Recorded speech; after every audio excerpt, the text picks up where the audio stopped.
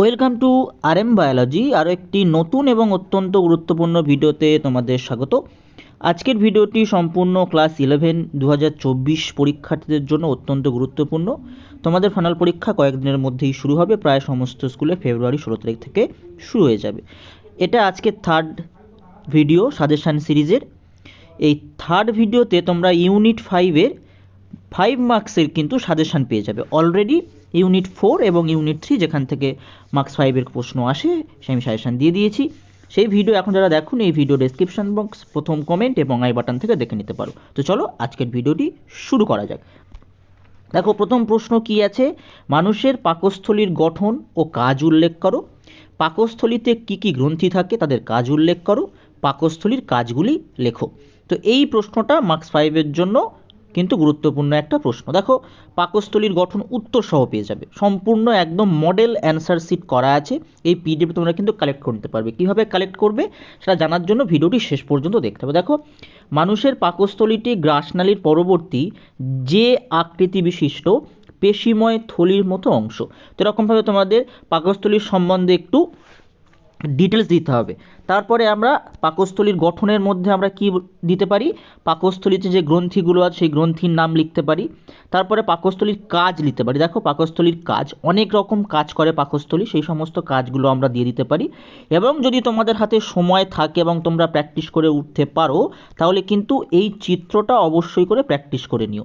এই চিত্রটা তোমরা অবশ্যই করে প্র্যাকটিস করো। দেখো এই চিত্রটা অবশ্যই করে প্র্যাকটিস করো। ফান্ডাস, গ্রাসনালী, দেহ, পাইলোরিক অ্যান্ট্রাম, পাইলোরাস, ওমেন্টাম, এই পাকস্থলীর বিভিন্ন অংশ।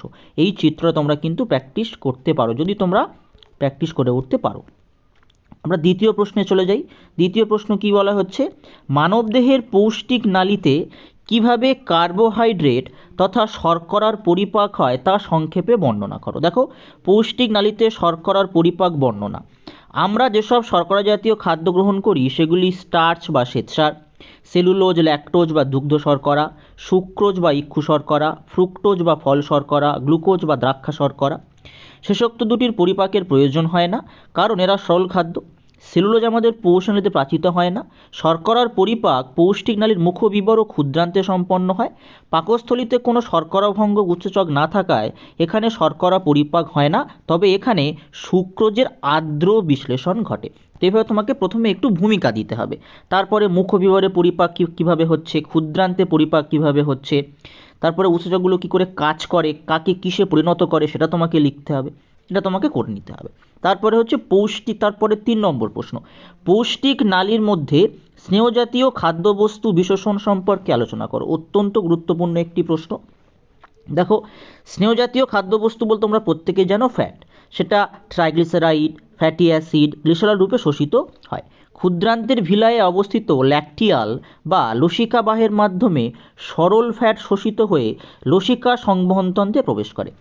আধুনিক ধারণা অনুযায়ী প্রায় 40% ট্রাইগ্লিসারাইড পরিপাকের মাধ্যমে ফ্যাটি অ্যাসিড ও গ্লিসারলে পরিণত হয় এবং 3 থেকে 10% ট্রাইগ্লিসারাইড পরিপাক ছাড়াই বিশোষিত হয়।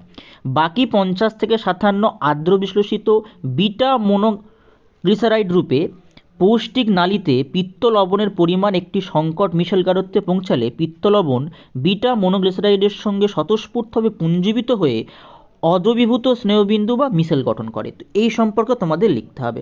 তারপরে আমরা দেখব কি পোর্টাল শিরার মাধ্যমে হয়, ভিলাসের কেন্দ্রস্থ লসিকাবাহর মাধ্যমে হয়, সেগুলো সম্বন্ধে ডিটেলস তোমাদেরকে কিন্তু দিতে হবে।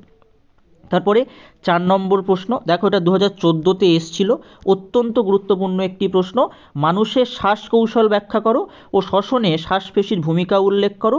একটি চিত্রের সাহায্যে মানুষের শ্বাসক্রিয়া পদ্ধতি বর্ণনা করো। এই যে প্রশ্নটা, এই ফ্রেমের প্রশ্নটা কীভাবে তোমরা লিখবে, দেখো মানুষের শ্বাসকৌশল দুটি পর্যায়ে বিভক্ত, যথা ফুসফুসে বায়ু গ্রহণ অর্থাৎ প্রশ্বাস এবং ফুসফুস থেকে বায়ু নির্গমন অর্থাৎ নিঃশ্বাস। প্রশ্বাস ক্রিয়ায় সহায়ককারী শ্বাসপেশি হলো মধ্যচ্ছদা, বহি এবং আন্তঃপঞ্জরাস্থি, এবং নিঃশ্বাস ক্রিয়ায় সহায়ককারী হলো শ্বাসপেশি হলো মধ্যচ্ছদা, আন্তঃপঞ্জরাস্থি এবং উদরপেশি। ঠিক আছে, এবার প্রশ্বাস সম্বন্ধে আমরা লিখব। প্রশ্বাসের এই চিত্র তোমরা কিন্তু এঁকে দিতে পারো। প্রশ্বাসের এই চিত্রটা হয়, এটা যদি খুব ভালো হয় যদি আঁকতে পারো, বা এই দুটোই যদি আঁকতে পারো খুব ভালো, নতুবা যদি এটা আঁকতে না পারো জাস্ট যদি এইটা এঁকে দিতে পারো তাতেও কিন্তু হবে। তারপরে দেখো প্রশ্বাস সম্বন্ধে লিখলে প্রশ্বাসের যে পথ হয়ে আছে সেই পথটা লিখতে হবে, নিঃশ্বাসটা লিখলে নিঃশ্বাসের সেই পথ হয়ে লিখতে হবে, এবং ঠিক প্রশ্বাসের মতোই নিঃশ্বাসের কিন্তু একটা ছবি আছে, প্রত্যেকের বইতে ছবি দেওয়া আছে, সেই ছবিটা কিন্তু এঁকে দিতে হবে। তারপরে রক্তের কাজ, আরও একটি গুরুত্বপূর্ণ প্রশ্ন, রক্তের সাধারণ কাজ কি? পুষ্টিদ্রব্য পরিবহন, দূষিত পদার্থের অপসারণ, পরিবহনের মাধ্যম রূপে কাজ করা, অম্ল ও ক্ষারের সমতা নিয়ন্ত্রণ করা, আয়নের সমতা রক্ষা করা, দেহে তাপ নিয়ন্ত্রণ করা, রক্তক্ষরণ বন্ধ করা, প্রতিরক্ষামূলক কাজ করা। এই যে 9টা কাজ আছে, এখান থেকে তোমরা যে কোনো 5টা বা 6টা মনে রাখতে পারো, ঠিক আছে। এই পিডিএফটি যারা কালেক্ট করতে চাইছো, এই পিডিএফটি যারা কালেক্ট করতে চাইছো তারা এই পাসওয়ার্ডটা ব্যবহার করতে পারো। এই পাসওয়ার্ডটা ব্যবহার করলে পিডিএফটি পেয়ে যাবে 11 বায়ো 2024, সব বড় হাতে 11 বায়ো 2024।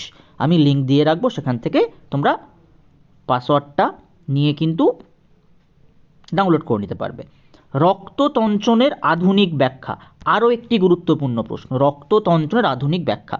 আধুনিক ধারণা অনুসারে রক্ততঞ্চন 3টি ধাপে ঘটে। প্রথম ধাপ থ্রম্বোপ্লাস্টিন উৎপাদন, সময় লাগে কত? 4 থেকে 5 মিনিট। এই ধাপ শুরু হয় নিষ্ক্রিয় 12 ফ্যাক্টরের সক্রিয়করণের মাধ্যমে। দ্বিতীয় ধাপ আছে, তৃতীয় ধাপ আছে, তোমরা বইতে দেখে নিও, বইতে দেখবে একটা করে বিক্রিয়া দেয়া আছে, যেহেতু এটা বাংলা ওয়ার্ডে লেখা সেই কারণে বিক্রিয়াগুলো ঠিকভাবে দিতে পারিনি বলে আমি কিন্তু বিক্রিয়ার উল্লেখ এখানে করিনি। তোমরা কিন্তু অবশ্যই বিক্রিয়ার উল্লেখ করতে পারো, না করলেও কোনো অসুবিধা নেই, করলে খুব ভালো হয়, ঠিক আছে। এইভাবে লিখতে পারো। হৃদচক্র কাকে বলে? হৃদচক্র চলাকালীন মানুষের হৃৎপিণ্ডের মধ্যে রক্ত সংবহন পথ বর্ণনা করো। হৃৎপিণ্ডের মধ্যে কিভাবে রক্ত সংবহন হয় তা সংক্ষেপে আলোচনা করো। আরও একটি প্রশ্ন, গুরুত্বপূর্ণ প্রশ্ন, 7 নম্বর প্রশ্ন। দেখো, প্রথমে তোমাকে সংজ্ঞা দিতে হচ্ছে হৃদচক্র কাকে বলে, এটা মার্কস 1-এর জন্য গুরুত্বপূর্ণ বা মার্কস 2-র জন্যও গুরুত্বপূর্ণ। তারপরে কিন্তু সংবহন পথটা তোমাকে দেখাতে হবে। প্রথমে হয় অলিন্দের সংকোচন বা সিস্টোল, দ্বিতীয়তে হয় অলিন্দ্রের প্রসারণ, তৃতীয়তে নিলয়ের সংকোচন, এবং চতুর্থতে হয় কিন্তু নিলয়ের প্রসারণ। তো এইভাবে তোমরা কিন্তু এই চিত্রটাও, রৈখিক চিত্রটাও কিন্তু দিয়ে দিতে পারো। দেখো, এই রৈখিক চিত্রটা দিয়ে দিলে কিন্তু অত্যন্ত ভালো। তারপর 8 নম্বর প্রশ্ন, এবং এই যে ইউনিট 5-এর সবথেকে গুরুত্বপূর্ণ প্রশ্ন হচ্ছে মূত্র উৎপাদন পদ্ধতি সংক্ষেপে বর্ণনা করো। এই মূত্র উৎপাদন পদ্ধতি এবছরের জন্য অত্যন্ত গুরুত্বপূর্ণ। দেখো, এবছর যেহেতু তোমাদের স্কুল ভিত্তিক পরীক্ষা হবে, বোর্ডের কোশ্চেন যেহেতু নয়, স্কুলের স্যারেরা প্রশ্ন করছে, অনেক স্কুলে কেনা কোশ্চেন হচ্ছে, সেক্ষেত্রে প্রতিটা স্যারের কিন্তু মেন্টালিটি একই তোমরা পাবে না, তাই বিভিন্ন স্কুলে বিভিন্ন রকমের প্রশ্ন আসতে পারে। তবে কিছু কিছু প্রশ্ন এতটাই গুরুত্বপূর্ণ যে সেগুলো প্রায় সমস্ত স্কুলে তোমরা কমন পেতে পারো। তার মধ্যে কিন্তু এই মূত্র উৎপাদন পদ্ধতিটা অন্যতম গুরুত্বপূর্ণ। দেখো, এই মূত্র উৎপাদন পদ্ধতি সম্বন্ধে একটু তোমাকে ভূমিকা দিতে হবে। তারপরে প্রথম যে পার্টটা গ্লোমেরুলার ফিল্ট্রেশন বা গ্লোমেরুলাসের পরিস্রাবণ, এটা দিতে হবে। তারপরে বৃক্কনালিকার পুনর্বিশোষণ, সেই বৃক্কনালিকার পুনর্বিশোষণ কোন কোন নালিকাতে কি কি পুনর্বিশোষিত হয় সেটা কিন্তু উল্লেখ করতেই হবে, যেমন পরাসংবর্ত নালী, তারপরে হেনলিন লুপ, দূরসংবর্ত নালী, এই যে পার্টগুলো আছে এগুলো কিন্তু তোমাকে দিতেই হবে। তারপরে টিউবুলার ক্ষরণ, এবং সবশেষে এইটা। তারপরে পেশি সংকোচনে স্লাইডিং ফিলামেন্ট মতবাদ, অত্যন্ত একটা গুরুত্বপূর্ণ প্রশ্ন, অর্থাৎ পেশি সংকোচন প্রসারণ সম্পর্কিত স্লাইডিং ফিলামেন্ট মতবাদটা কিন্তু তোমাকে উপস্থাপন এখানে করতে হবে। তোমরা অবশ্যই পিডিএফটি কালেক্ট করে নিও, পিডিএফটি কালেক্ট করে কিন্তু এখান থেকে তোমরা এগুলো অবশ্যই করে পড়ে নিও। দেখো, এখানে এটিপি প্লাস H2O, এখানে এটিপিএসটা অ্যাজ এ এনজাইম ব্যবহার করা হচ্ছে, ঠিক আছে। এটিপিএসটা যে এনজাইম ব্যবহার করা হচ্ছে, দেখো এটা উপরে আমি লিখতে পারিনি, কারণ এখানে বাংলা ওয়ার্ড এরকম ফেসিলিটি আমি পাইনি, তাই লেখা যায়নি, তাই এখানে আমি কিন্তু পাশে লিখে দিয়েছি, ঠিক আছে। তারপরে 2 নম্বর 3 নম্বর ধাপ আছে, এবং সব থেকে শেষে আমরা চলে এসেছি স্নায়ু আবেগ কিভাবে পরিবাহিত হয় তা সংক্ষেপে ব্যাখ্যা করো। এটাও আর একটি গুরুত্বপূর্ণ প্রশ্ন। এবং এখানে দেখো, তোমরা প্রত্যেকেই জানো যে নিউরন 2 রকমের হয়, একটা মায়ালিন আবরণী যুক্ত আর একটা অমায়ালিন আবরণী, বা একটা যেখানে মায়ালিন থাকে না। তো সেই অমায়ালিন স্নায়ুতন্তুর একটা হচ্ছে রৈখিক চিত্র তোমরা দিয়ে দিতে পারো, এবং তারপরে মায়ালিন আবরণী রৈখিক চিত্র আছে সেটাও তোমরা কিন্তু এখানে দিয়ে দিতে পারো। তো আজকের ভিডিওটি এই পর্যন্ত। আমি পাসওয়ার্ডটি আরও একবার বলে দিচ্ছি, সেই পাসওয়ার্ডটি হচ্ছে 11 বায়ো, সব বড় হাতের 2024, 11 বায়ো 2024।